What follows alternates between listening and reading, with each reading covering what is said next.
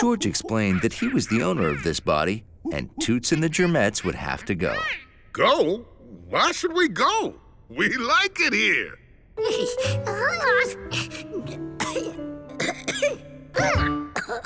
I'm making you feel sick?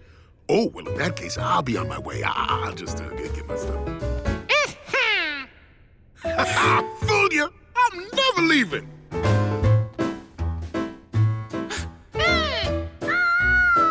But you are.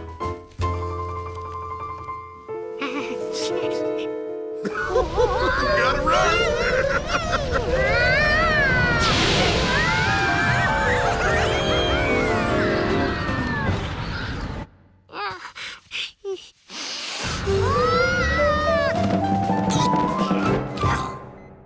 George knew he wouldn't feel better until he got rid of Toots. But where did he go? The lungs? George and Gnocchi agreed to try his lungs first.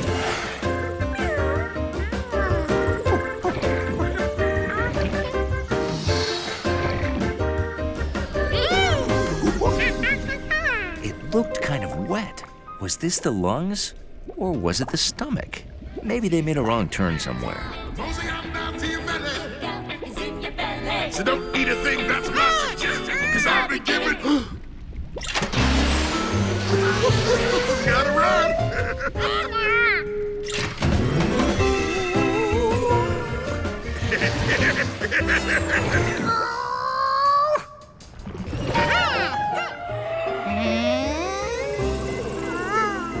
Now this looked more like a lung. When the walls moved out, air came in. When the walls moved in, air rushed out. George was watching himself breathe. Well, baby, I'm in your love. Ooh, yeah, it's in your Oh, yeah, in your love. That Toots. This was George's chance. So where should we go next? The throat? Hey, maybe the ears. Hey, what are you doing? No,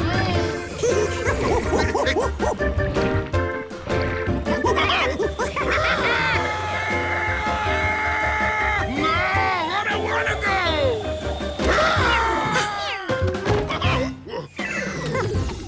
George couldn't believe how hard it was to get rid of one measly germ.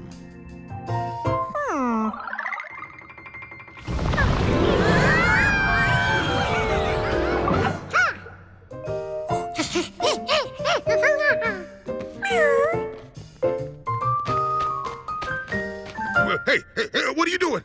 Let me go! George didn't have a feather, but he did have 20 fingers. No! Hey, cut out! This whole place could blow!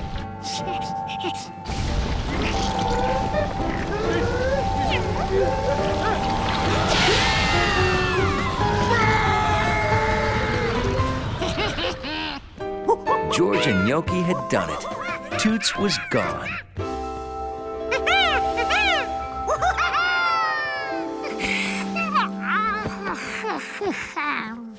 You're awake. How do you feel?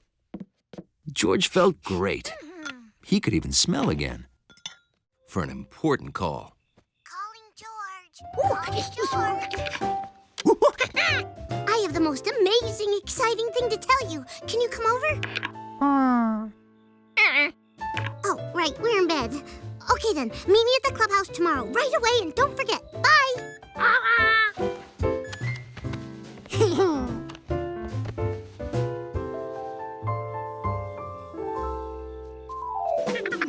The next morning, George raced to the clubhouse.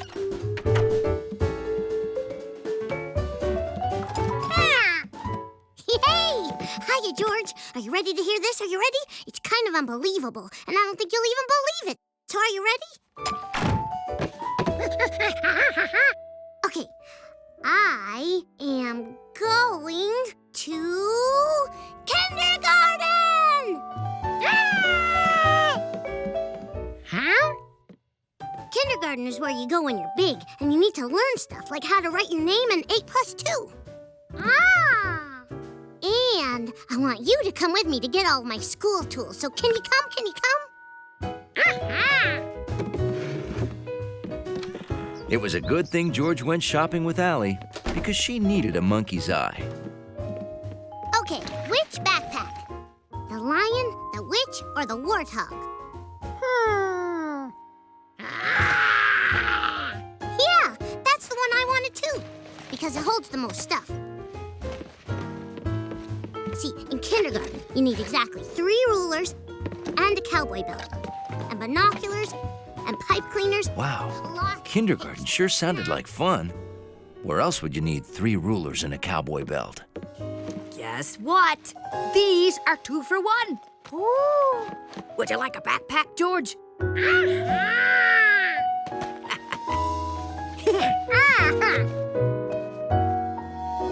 The next day, George wondered how Allie was doing in kindergarten.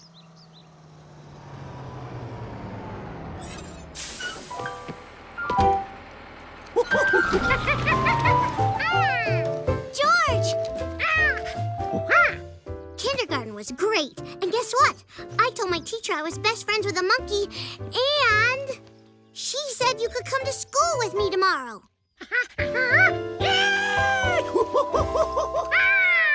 Yeah, you'll be our official guest monkey. Here's your lunch, Huh? your snack, and just for luck, a brand new yellow pencil. Wow, a school tool. Have fun. Be a good little guest monkey. George discovered that just going to school was exciting. First, there was waiting for the bus.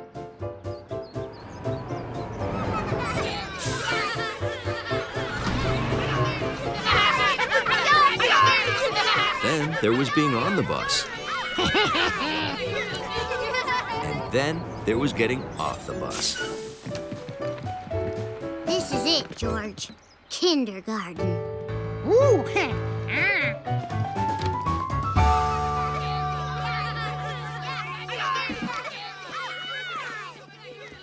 Hi, Allie. And you must be George.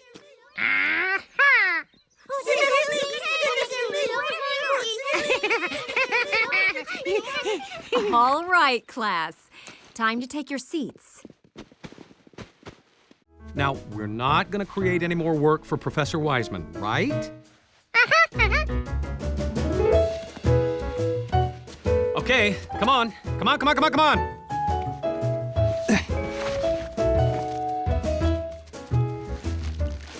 Feed the ducks.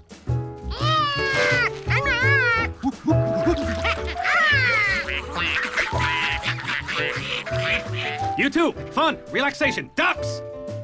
Okay, here I go.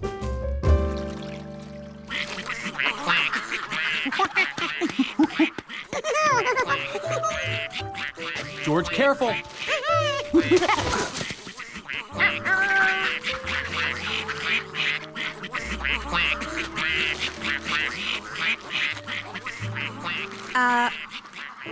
No problem, we're still feeding them, right? It's fun, huh? Right? Ducks! But your hat is waddling away.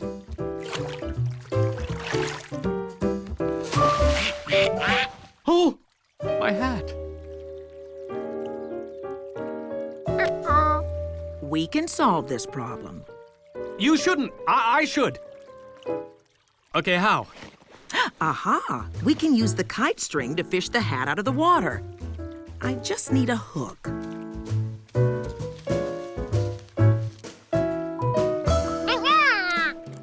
Perfect choice.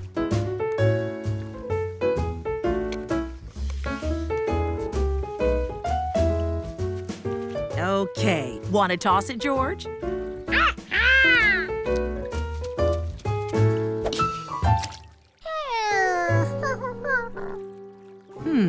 We need more weight.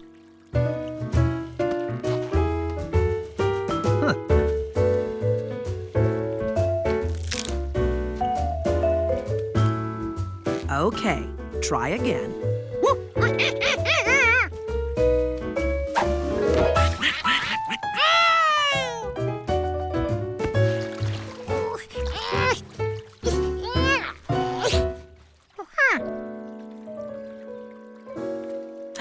Aha! See that branch? Uh-huh. We can use it to lift the hat. We can?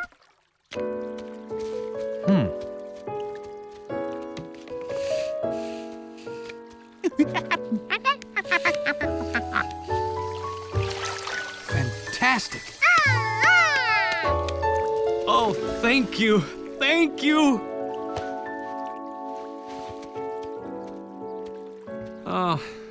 This wasn't what I planned. All you did was solve problems for us. Please accept my apology. Apology for what? I had a very relaxing day. Relaxing? Exactly. Hands-on problem solving. Not like work where I just answer questions and shuffle paper. Well, then, you're welcome. Well, see ya. Oh, okay. Wow. Who knew relaxing could be so exhausting? Come on, George. I think it's time for a nap. George knew he had to keep Gnocchi away from that spaghetti strand. He had an idea how to do it.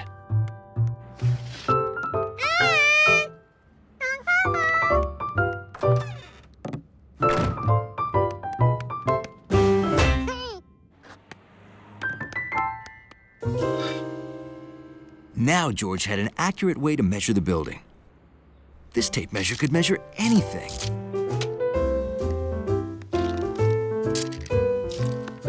This was going great. 10 feet, 15 feet, 20 feet. Uh-oh. The tape measure was only 20 feet long, but the building was more than 20 feet tall. But how much more?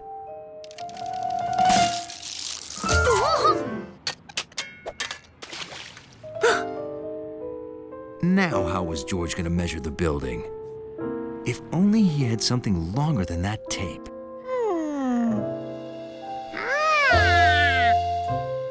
Of course, George had a spaghetti strand 30 feet long.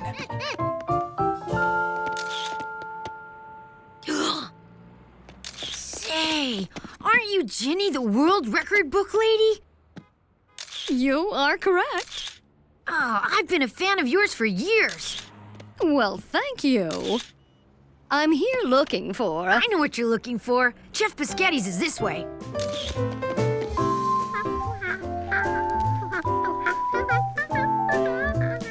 There's Biscotti's restaurant. And here's Chef Biscotti's strand of spaghetti. I have got to get a picture of this. George could see that the spaghetti wasn't touching the ground, which meant it was a little bit shorter than the building. How could he measure the difference?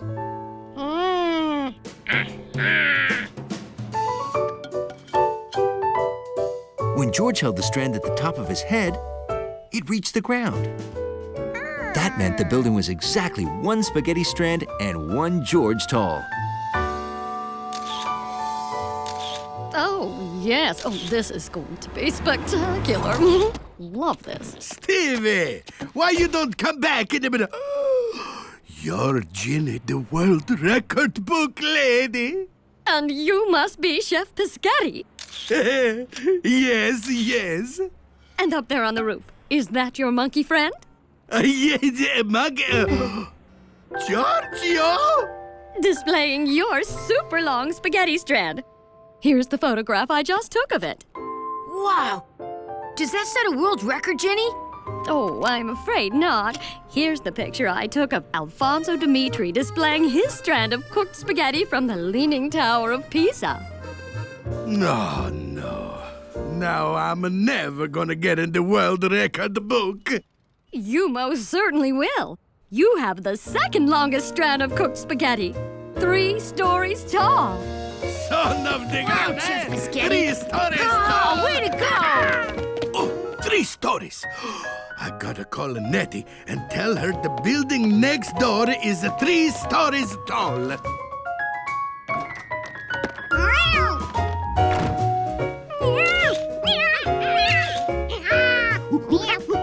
So Gnocchi finally got to play with the spaghetti. And Chef Biscotti broke a second record. World's longest cat toy. George always liked to visit the Man with the Yellow Hat's old neighborhood. And that used to be the bookstore. And look, that's where I saw my very first movie.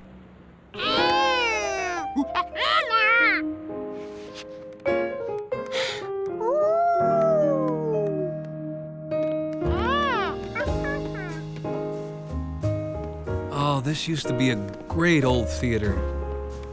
Maybe someday someone will fix it up.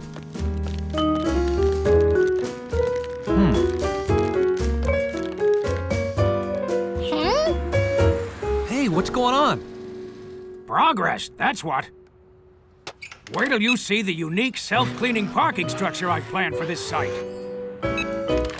But this old theater is full of memories. You can't tear it down. Tear down this theater?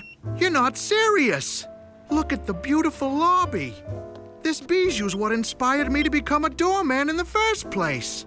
But it's tired and run down. It's a hopeless, broken old theater. George didn't think it looked hopeless. He'd seen the Man with the Yellow Hat fix things up before. Why couldn't he fix up an old movie theater too?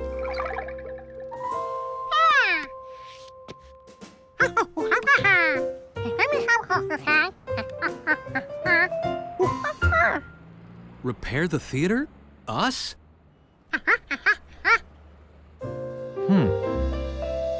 You're right, George. If we don't do it, who will? How about it, Mr. Glass? Let us put on a special screening. We'll show you that this theater is worth preserving. I don't want to go out to a movie. With one of these, why bother?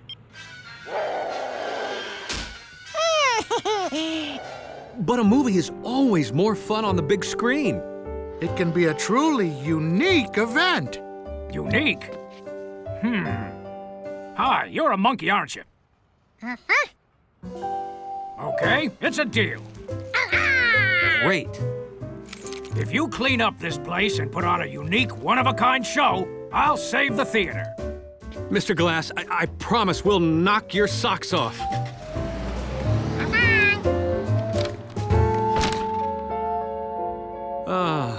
Maybe this is hopeless.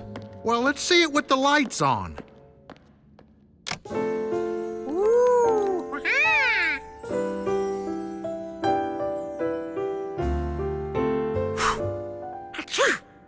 See? It just needs a little TLC. Tender lobby care. You know, it'll take some work, but I bet we can put on a good show.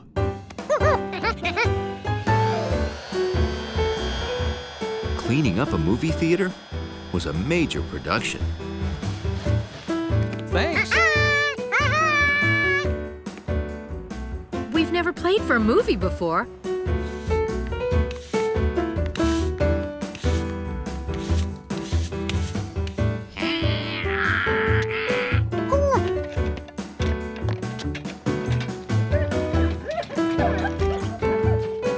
Here it is, Isle of Dinosaurs, one of Mr. Glass's favorite movies. Hey, great work, you two. I can't believe this is the same theater. Wow, but those aren't monsters. You see?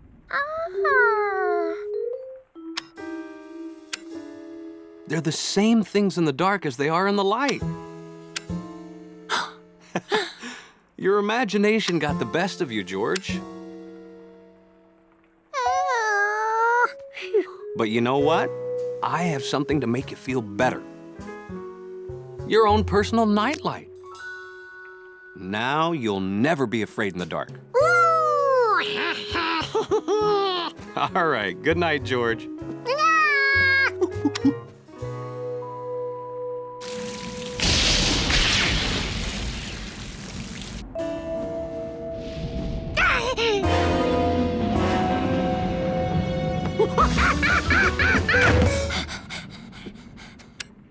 Bad news, George. The storm knocked the power out. Hey, don't worry, we won't be in the dark. I have got my trusty Spelunker Scout's flashlight. Wow, that's funny. I always keep it right here. I know how to handle this old storm. It'll be fun, just like camping out. Right, George? Camping out in the living room would have been fun if George had been able to fall asleep.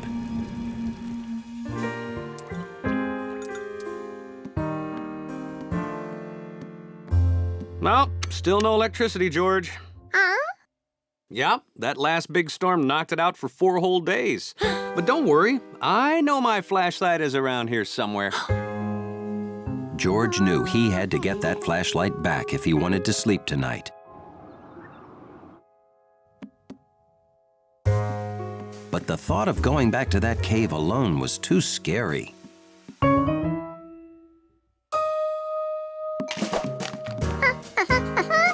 Oh, you want those leftover walnuts? Well, help yourself.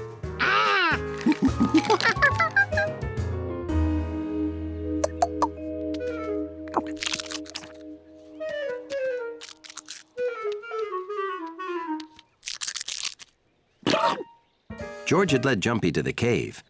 Now he had to get the squirrel to follow him inside.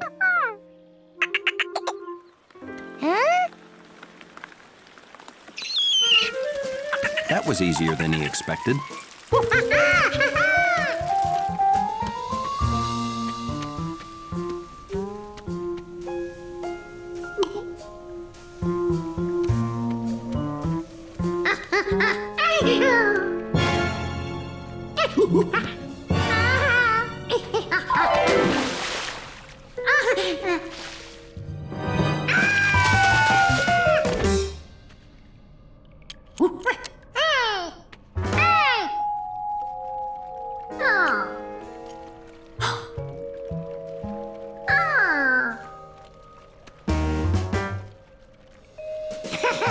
The man with the yellow hat was right. The only scary things in the dark were in George's imagination.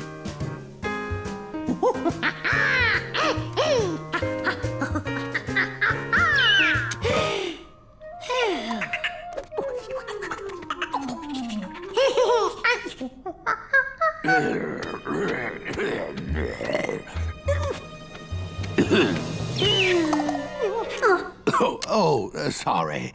I didn't frighten you, did I, George?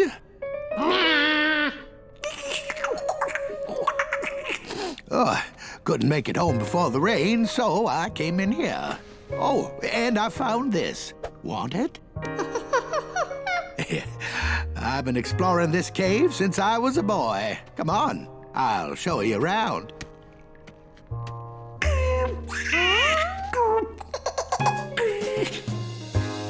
That night, the power was restored. But George almost wished it was still out.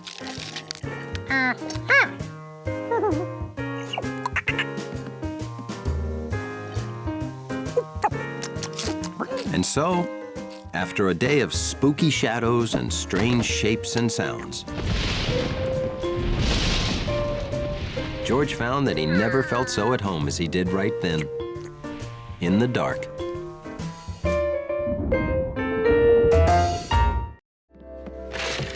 Little monkeys sure can take up a lot of space, especially when they have a lot of stuff.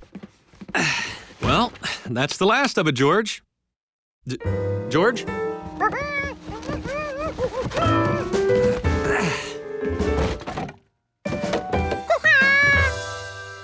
Now, George, are you sure we can't give this all away instead of storing it in the basement? You'll never use any of this stuff again.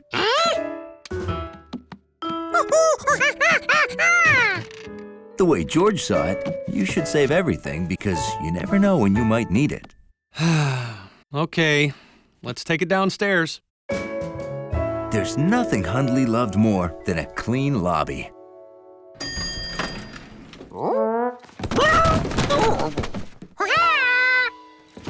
He only wished that monkey felt the same way. Oh, sorry about that, Hundley. Is that all of it? It's not even half of it. 301's doorbell is stuck again. Don't worry, Hundley will show you to the basement. Great. George, I'll go upstairs for more boxes. Why don't you and Hundley find a spot for them?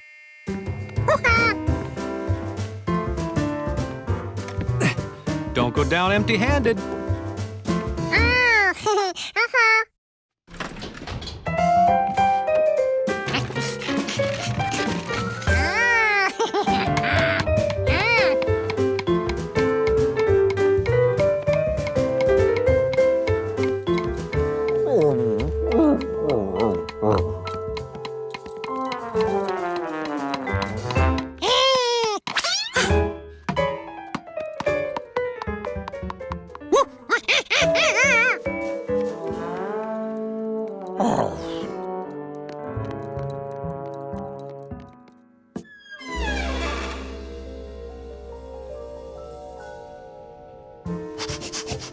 Hundley decided to find a place for George's stuff.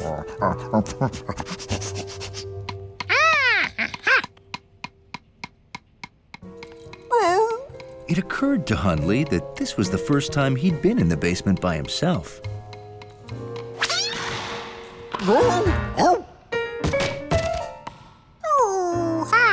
Now, where did that ball go?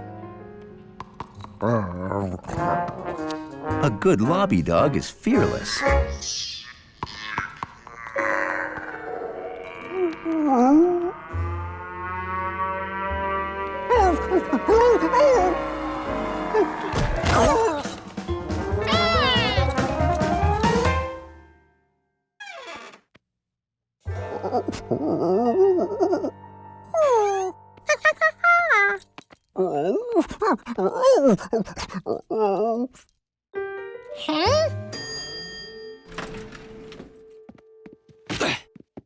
What are you guys waiting for? Why aren't you bringing the boxes downstairs?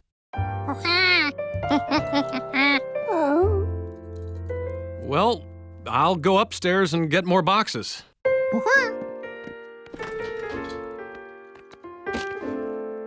George knew something in that basement must have scared Hundley, but he wondered what.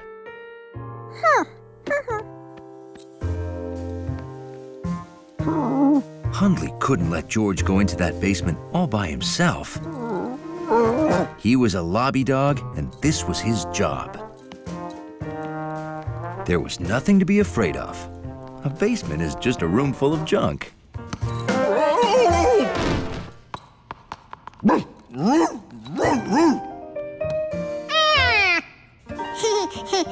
There was nothing to be afraid of down here. Except for that creepy noise.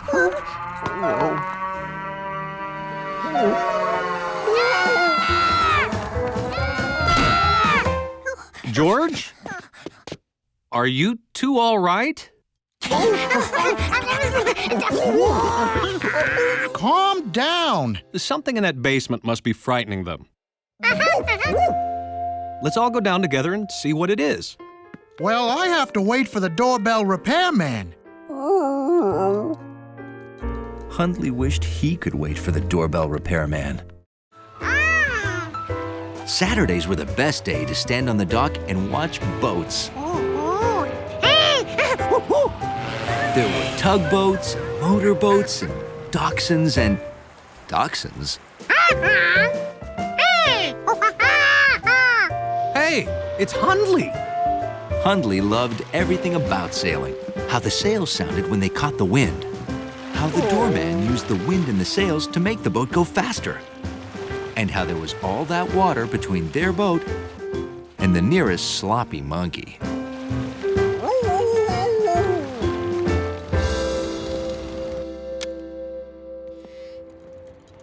Hey, I never knew you guys sailed. Sure.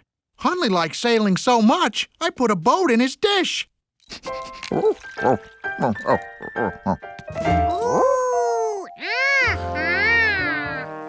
Now drinking water reminds him of sailing, which makes him happy. If you want to see some great sailing ships, watch Pirates of the Wybecas tonight. Any show about sailing ships sounded good to Hundley. It's so good. The first time I saw it, I wished I was a pirate. Since this was a sailboat, George wanted to be the wind and make it go.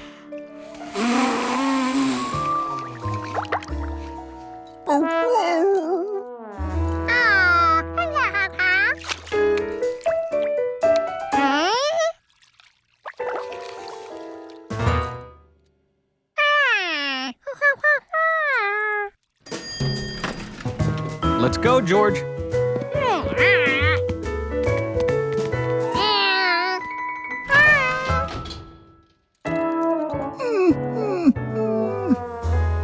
Natural Geometric Exploring presents Pirates of the Wybecas. Wow. How'd you like to sail a ship like that, Hundley? Now there was a ship that couldn't be sunk by monkey breath. The SS Wybecas was attacked by the bold pirate Black Hat Besame. Pirate vessel off the port bow. All hands to your stations. Whole wind, coxswain.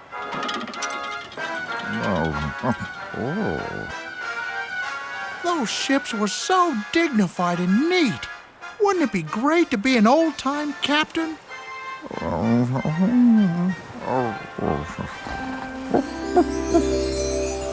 The neatest ship to ever set sail was the SS Dignified. Its commander was world-renowned, Captain Hundley. No other captain was as smart, as orderly, or had as wet a nose. All's clear, Captain Hundley, sir. Thank you, sir. You know how much your approval means to me, sir. Captain Hundley's crew was always orderly and efficient.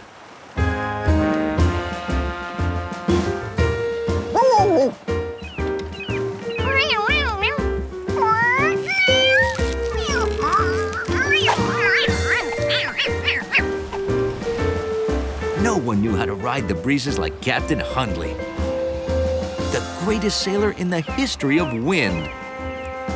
But all was not smooth sailing. A new crewman came aboard during a stop in the Dry Tortugas. New first mate George was a sloppy monkey with a jelly sandwich.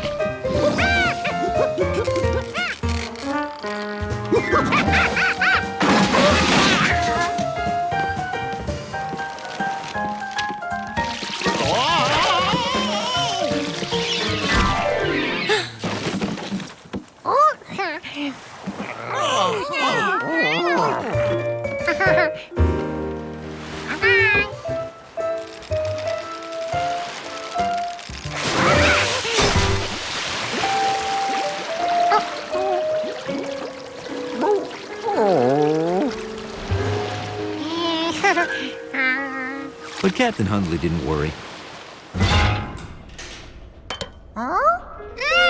He put that monkey in the brig and kept his ship dignified.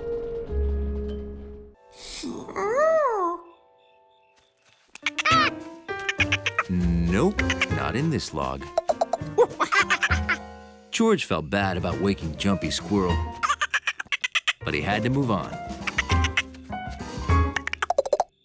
Then he got an idea.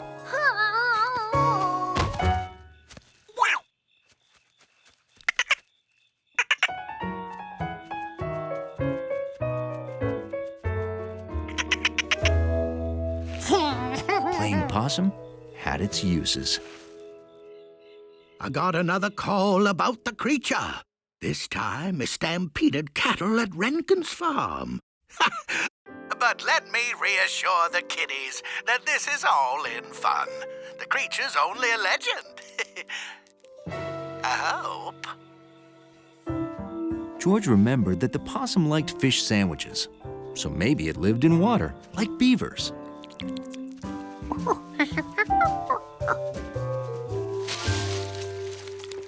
Raccoons must be nocturnal too. But his possum showed no interest in living in water, unless he lived in a boat.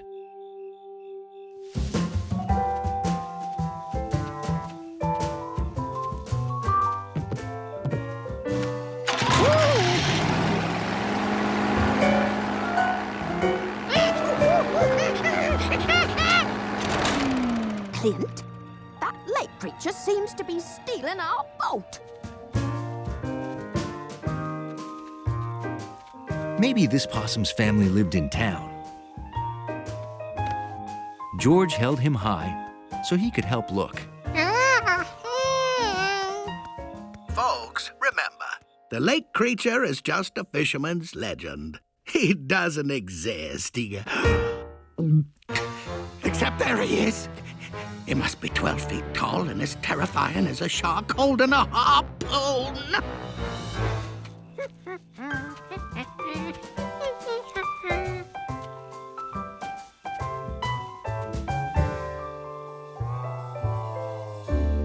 It was getting later and later, but George still hadn't found the possum's home.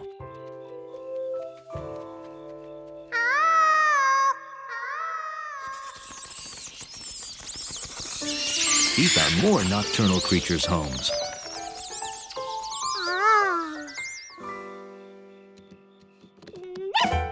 He found daytime creatures' homes, too. But he couldn't find the possum's home.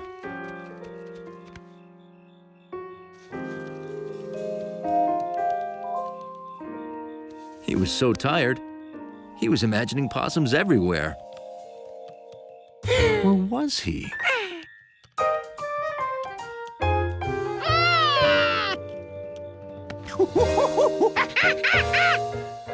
The possum family lived in a tree.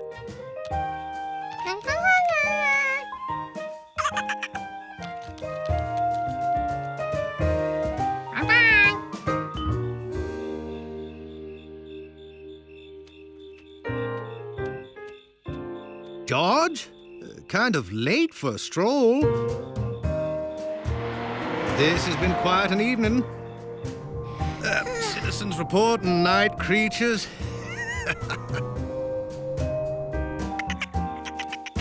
George had seen night creatures too.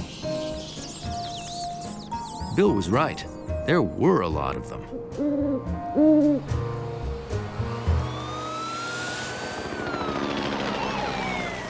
But Bill was wrong about the town. Lock your doors. No telling where the creature will appear next. It wasn't at all quiet at night.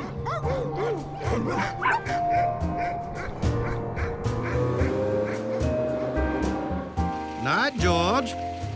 You sleep well. George would sleep well. And with the possum gone, he'd fill the feeder and wake to chirping birds. Morning, George. Time to get up. What?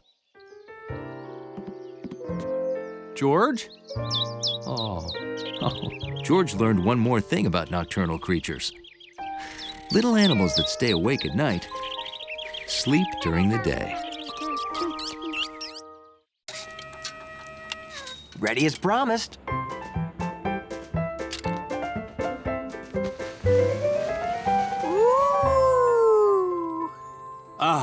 It was worth living without it for 3 long days. I'd rather carry it myself, George. You're not gonna wear your hat? No, I want to keep it perfect till tonight. We're going to the opening of the new planetarium dome.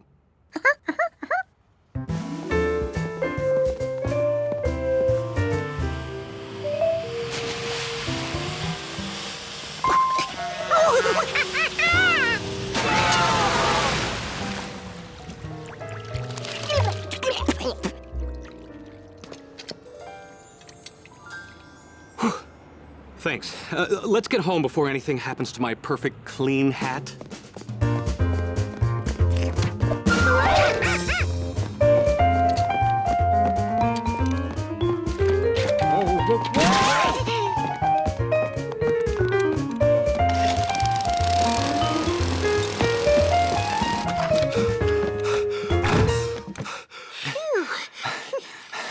Well, we made it safely.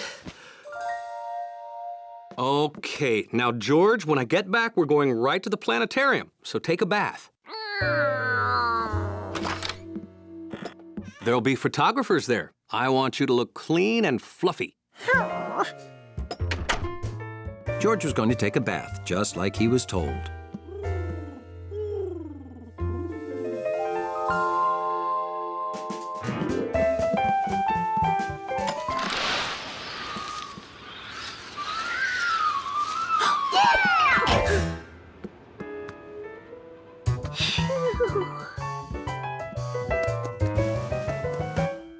It sure was a perfect hat.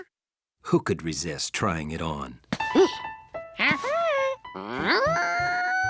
George wanted Compass to see him in the yellow hat. It'd only take a second.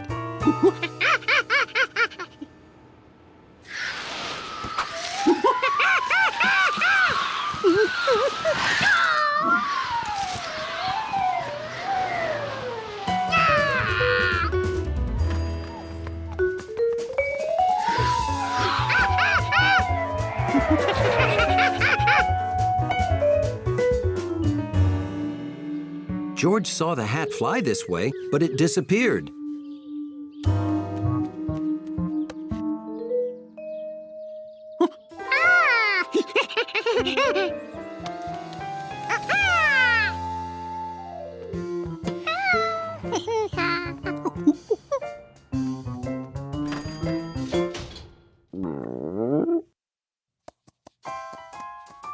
The hat was back home and still perfect. Almost. George removed the piece of branch as carefully as any surgeon working on any yellow hat could. Okay, there was just a tiny thread there. No problem. Maybe he needed to pull harder. Or maybe it had to be cut off.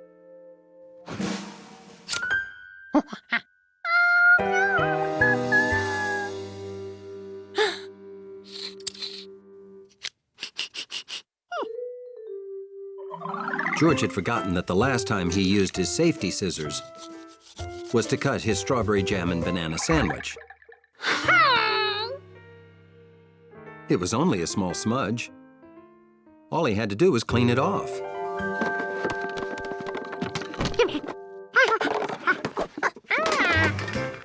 This stiff brush got the grill sparkling like new every time, and the grill got dirtier than the hat.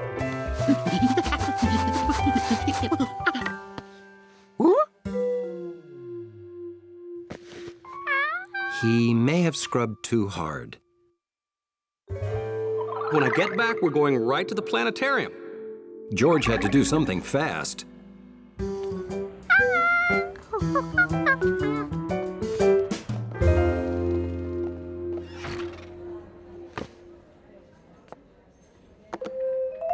Oh, hello. Can I help you?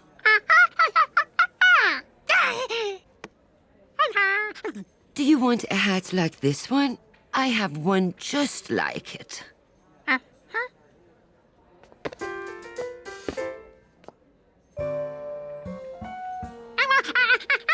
But it's exactly the same. Oh, you want a yellow hat?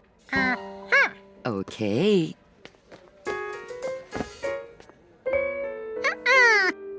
Well, that's the only yellow hat we have.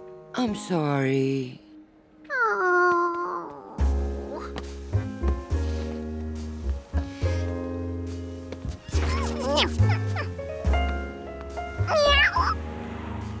Gnocchi had never seen George look so worried.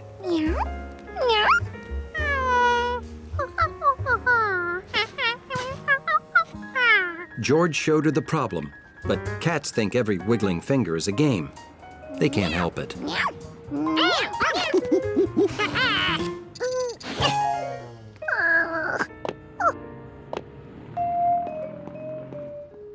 Maybe he didn't need a new yellow hat. Maybe all he needed was something like a yellow hat.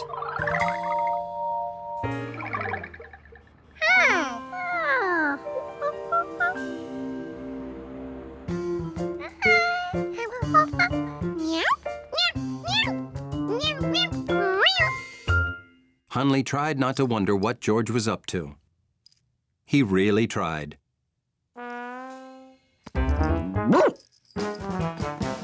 had to know.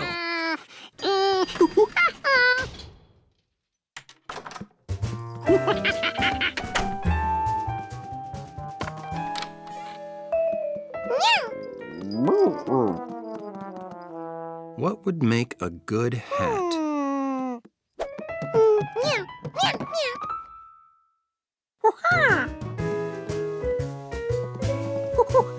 Same color? Perfect!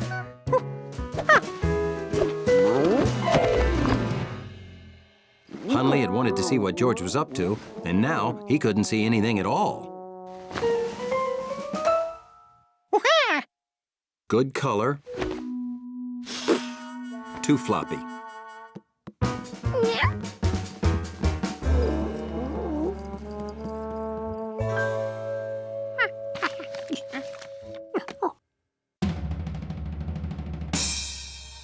Not floppy, but too pointy.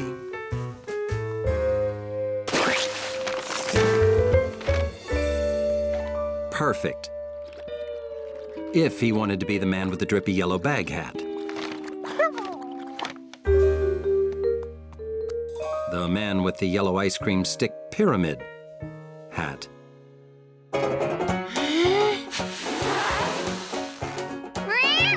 The man with the yellow blow-up hat.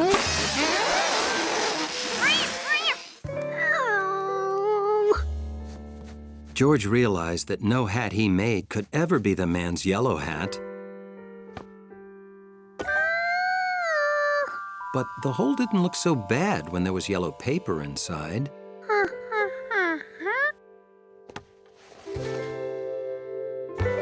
That was it! He didn't need a new hat. He needed to patch the hole. The paper looked good, but something made of more hatty material would look better.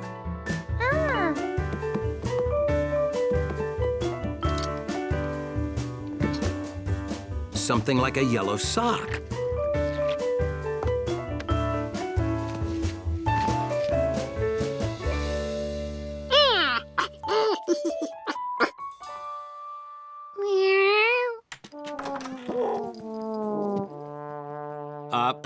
George, did Hunley drop by for a shower, or is one of our towels running away from home?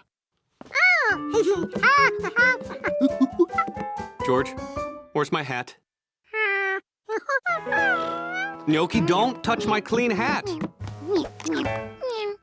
It has to be perfect for tonight. George, why does my hat have a tail and a hole?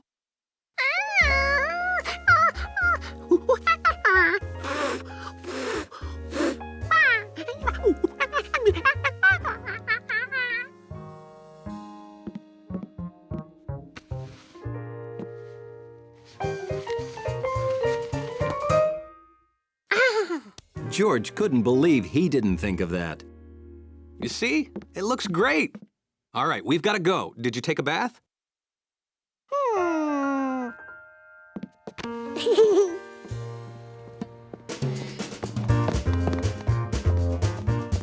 Fixed hat, fresh suit, clean monkey.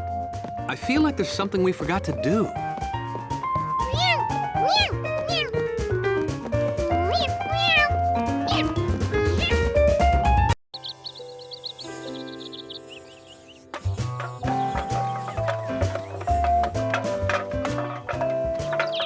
George always liked the sights and sounds of the countryside.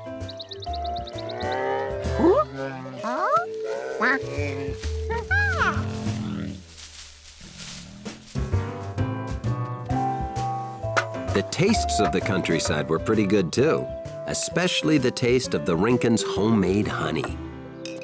You ready to sample this year's first batch of honey, George?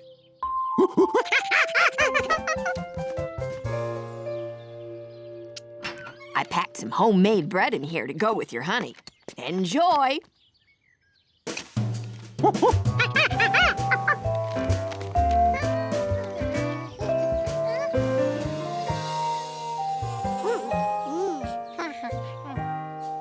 If there was anything George liked more than sweet honey, It was eating it with freshly baked bread. But this bee wouldn't let him enjoy his snack.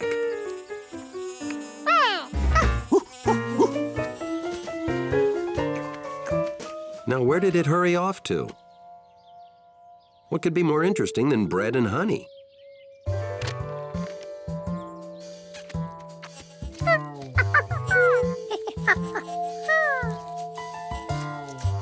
George wondered how a flower could move when there was no wind.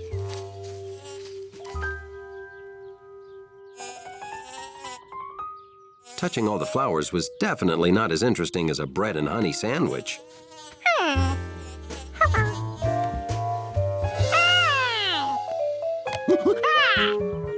Who'd be mean enough to take a monkey's snack?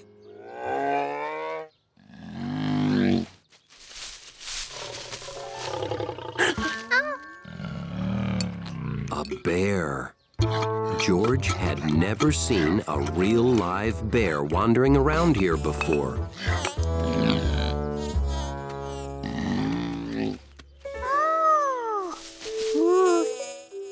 The bee came back.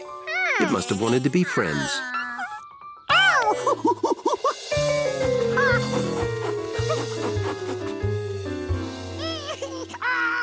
Well, that bee thought you were trying to hurt it, George. Bees sting to protect themselves. Now, just keep ice on that finger for a while and you'll be fine.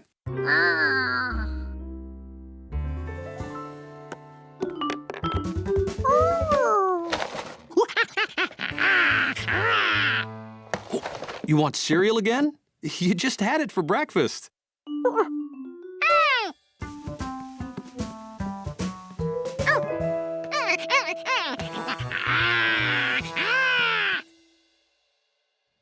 No, George, a bee stung you. A bear didn't bite you. Besides, no one's seen a bear in these woods in over 20 years.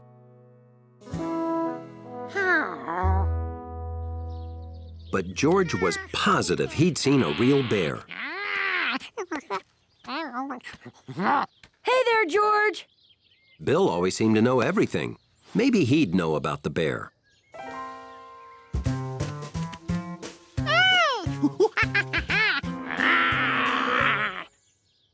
Pretty good imitation, George. Did you know no one's seen a bear around here in over 30 years?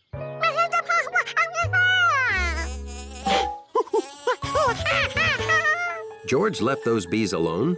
Why couldn't they leave him alone? That's just a honeybee, George. Hey, they're going toward my yard. Wow, when did they build that? I gotta get those bees to leave. I don't want them to hurt my bunnies. George? George? It's a beautiful day, George. Why aren't you outside? Come on, help me water the snapdragons. They're in bloom, see?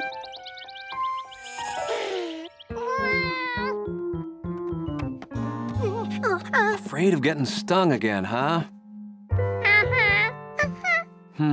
I have to go to the Rankin's place. Maybe you should come along. I bet they can help you.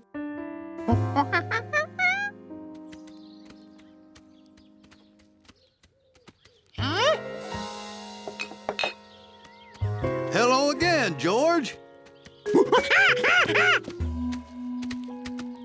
It's us, Mr. and Mrs. Rankins. Oh my, is that the bee sting we heard about? It's his first. Now he's feeling a little nervous around bees. Oh, perfectly understandable. That's why you'll like this. Ta-da! Bees can't sting you when you're wearing this.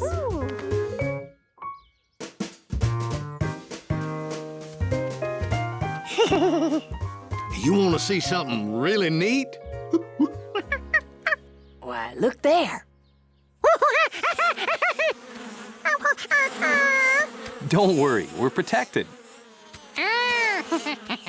George, you ever wonder why bees like to crawl inside colorful flowers? Oh, they're gathering nectar. You can get close and watch. Now, as the bees get their nectar, their legs transfer a fine substance called pollen from one flower to the next. It helps more flowers to grow in the future.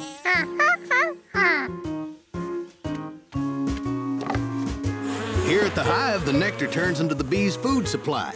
Can you guess what it's called, George? Honey, George. The same honey you like on your bread. The bees make more than they can eat. That's where we get it. Here's another jar for you. Enjoy. George was amazed something so tasty came from something he'd been afraid of. He wanted to say thanks. Not too close, George. Bees will get angry if you disturb their hive. I'm staying to help with the hives, George. I'll be home soon.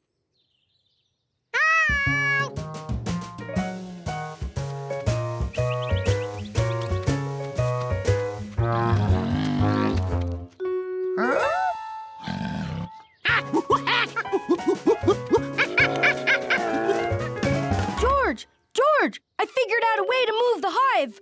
This is my homemade anti-bee suit. Maximum protection. Come on.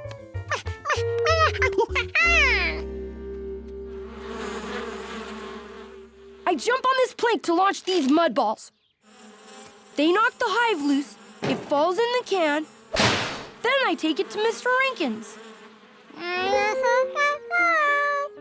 Yeah, it's not the proper way to remove a hive, but I need to act fast before bunnies get stung. George knew Bill's plan was going to make the bees mad.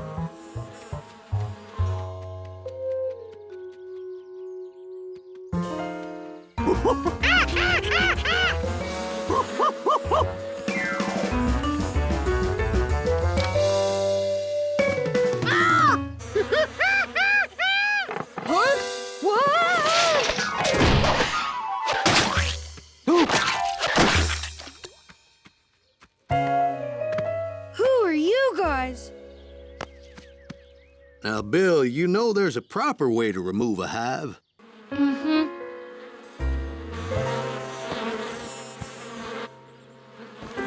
Let's get those bunnies somewhere safe and call professional bee removers, huh?